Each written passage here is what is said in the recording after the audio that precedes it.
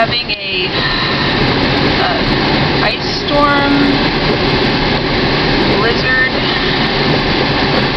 Our power went out last night, and okay, why are these cars doing this? Hello. Alright. Yesterday we had ice. Thought we were all set. Then the power went out in the afternoon, and my husband called from work and said that he had heard that it could be days before it's back on. So we headed out to the in-laws' house, but they live about 40 minutes away. We got about 5 minutes away to a friend's house to drop off our stray cat that we felt sorry for and didn't want to leave behind. And our friends that lived next door to them were out, and they said, hey, if you don't have power, come to our house.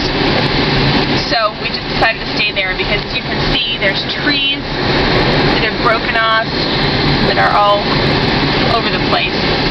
Crazy. So now we've been hanging out with our friends. They have 4 kiddos at their house, including a 2-month-old baby. There's a tree. A bunch of stuff down. See it? That. And so anyhow, today the plot thickens. My friends have electricity over at their house, and they also have 2 ways to keep heat going with gas.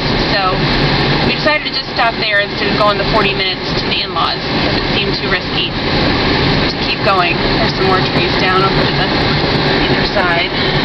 That one. There's a bunch.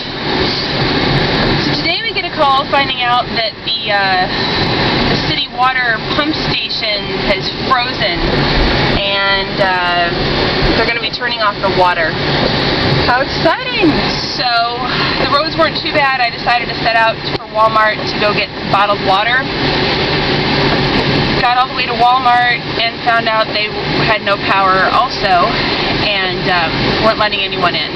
So had to backtrack, went to the Dollar General in town, and jackpot!